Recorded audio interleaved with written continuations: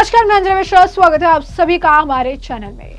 उत्तराखंड विधानसभा चुनाव 2027 में होने हैं, लेकिन इससे पहले ही कांग्रेस खुद को मजबूत करने का प्रयास कर रही है और इसी बीच अब एक नया सर्वे सामने आया है जिसमें साफ दिख रहा है कि पुष्कर सिंह धामी की जो आंधी चल रही है उत्तराखंड में, वो कांग्रेस को किसी भी तरीके से उत्तराखंड में टिकने नहीं देने वाली है। बीजेपी के लिए बहुत बड़ी खुशखबरी निकलकर सामने आ रही है कि भाजपा एक बार फिर से देवभूमि में परचम लहराने को तैयार है।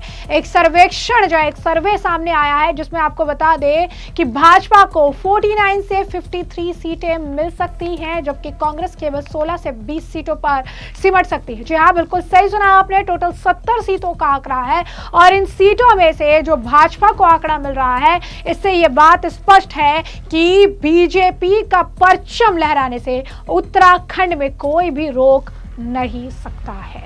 जिस तरीके से उत्तराखंड की पुष्कर सिंह धामी की सरकार लगातार काम कर रही है, लगातार जिस तरीके से अगर आप कहेंगे कि आम जनता की परेशानियों का समाधान कर रही है और जिस तरीके का नेचर जो है पुष्कर सिंह धामी का है, उसकी लोग बहुत ज्यादा सराहना कर रहे हैं। मुख्यमंत्री पुष्कर सिंह धामी सबसे पसंदीदार मुख्यमंत्री के रूप में भी सबसे पहले जो है नंबर पर चल रहे हैं, जबकि हरीश रावत दूसरे स्थान पर है। यानी पुष्कर सिंह धामी पर जिस तरीके का विश्वास आम जनता जता रही है, जिस तरीके का विश्वास बीजेपी आला कमान ने जताया है, वो विश्वास को बरकरार रखने में पुष्कर सिंह धामी पूरी तरीके से सफल होते नजर आ रहे हैं। 2027 में चुनाव है, लेकिन कमर अभी से कस ली गई है और नया ताजा सर्वे जो आया है उसके हिसाब से बीजेपी 49 से 53 सीटें इसे मिल सकती है, जबकि कांग्रेस केवल 16 से 20 सीटों पर सिमट सकती है। इसी के साथ साथ आपको बता दें कि 70 सीटों में से यह आंकड़ा बीजेपी के कब्जा करने के लिए काफी है। बीजेपी के काम से जनता काफी खुश भी बताई जा रही है।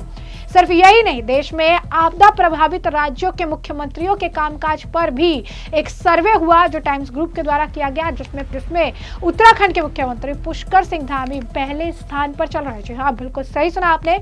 देश के आपदा प्रभावित राज्यों के मुख्यमंत्रियों के प्रदर्शन को लेकर भी नवभारत टाइम्स ने एक ऑनलाइन सर्वे कराया। सवाल था कि आपदा प्रभावित राज्यों में सबसे बेहतर काम करने वाले मुख्यमंत्री कौन है, और इस सर्वे में 4 नाम शामिल थे। पहला नाम था उमर अब्दुल्ला, दूसरा नाम था सुखविंदर सिंह सुक्खू जो कि हिमाचल के मुख्यमंत्री हैं, उसके बाद पुष्कर सिंह धामी जो कि उत्तराखंड के मुख्यमंत्री हैं, और अगला नाम था भगवत मान जो कि पंजाब के मुख्यमंत्री हैं। और इन सभी जगहों पर आपदा जो आपने देखा ही है कि किस तरीके से है, कहीं पे बाढ़, कहीं पे जो है लैंडस्लाइड, क्राउड बस्ट, ये सारे मामले जो है निकल कर सामने आए हैं। सर्वे के नतीजे साफ तौर पर मुख्यमंत्री पुष्कर सिंह धामी के पक्ष में रहे। सीएम धामी को 78.50% मत मिले, जबकि कश्मीर के सीएम उमर अब्दुल्ला को 20.4%, हिमाचल के सीएम सुखविंदर सिंह सुक्खू को 0.6% और पंजाब के सीएम भगवत मान को 0.5% वोट प्राप्त हुए हैं।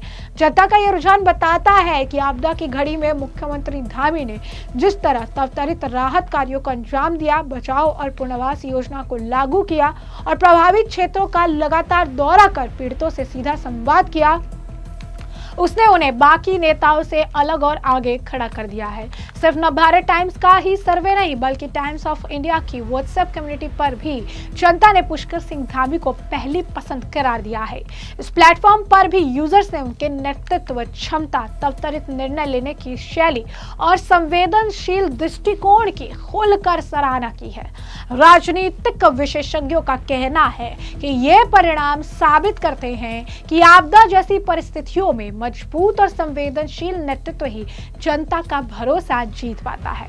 मुख्यमंत्री पुष्कर सिंह धामी की बढ़ती लोकप्रियता, उनके प्रशासनिक सक्रियता, समय पर लिए गए फैसले और जमीनी जुड़ाव का ये प्रमाण है कि जनता उन्हें दिल से पसंद कर रही है। सिर्फ यही नहीं, अवैध और जो है निर्माण, अवैध तरीके से घुसपैठियों से देवभूमि को मुक्त कराना, लैंड जिहाद, लव जिहाद, थूक जिहाद, धर्मांतरण, इन तमाम चीजों पर स्पेशल तरीके से अब यहाँ तक कि आपको बता दें कि जो पेपर लीक की परेशानी थी, जो है चीट की परेशानी थी, इन सभी को लेकर जिस तरीके के सख्त कानून बनाए गए, जिस तरीके के सख्त दिशा निर्देश दिए गए, जिस तरीके की कार्रवाइयां की गई, उसके वजह से भी पुष्कर सिंह धामी जनता की पहली पसंद लगातार बने हुए हैं। आपको बता दें कि पार्टीशन को लेकर जब वो एक बार बयान दे रहे थे, इस दौरान उन्होंने अपनी सरकार की उपलब्धियां गिनवाई थी। आपको बता दें कि पार्टीशन हॉरर जो है रिमेम्बरेंस डे का प्रोग्राम था और इस दौरान भी उन्होंने बताया कि कैसे कितने सारे अवैध मदरसा, कितने सारे अवैध ढांचों को जो है जमीनों जब्त करने का काम धामी सरकार द्वारा किया गया था। इस दौरान उन्होंने अपने भाषण में धामी सरकार के काम को सॉफ्ट और स्वीट तरीके से जो है पूरा आप कह सकते हैं जनता के सामने वो ढांचा रखा था। जरा सुनिए क्या कुछ कहा था उन्होंने उससे। वहीं लैंड जिहाद, लव जिहाद और थूक जिहाद जैसी घृणित मानसिकताओं के खिलाफ भी कड़ी कार्रवाई सुनिश्चित की है। हमने प्रदेश में लैंड जिहाद पर कार्रवाई करते हुए लगभग 7,000 एकड़ से अधिक की सरकारी भूमि को लैंड जिहादियों से मुक्त कराया है। इसके साथ ही करीब 250 अवैध रूप से चलने वाले मदरसों को सील करने के साथ ही 500 से अधिक अवैध संरचनाओं को भी हटाया है। इतना ही नहीं, हमने प्रदेश में ऑपरेशन कालनीमी भी प्रारंभ किया है, जिसके माध्यम से हम राज्य में सनातन संस्कृति को बदनाम करने वाले पाखंडियों के खिलाफ सख्त कार्रवाई कर रहे हैं। भाइयों बहनों, उत्तराखंड की ये पावन धरा, जहां वेदों की ऋचाएं गिरजी है, जहां गुरु नानक देव जी और हिंद रक्षक गुरु गोविंद सिंह साहब के पावन चरण पड़े हैं, उस पवित्र भूमि पर हमारी गौरवशाली सांस्कृतिक परंपराओं को समृद्ध करना हम सबका कर्तव्य और संकल्प है।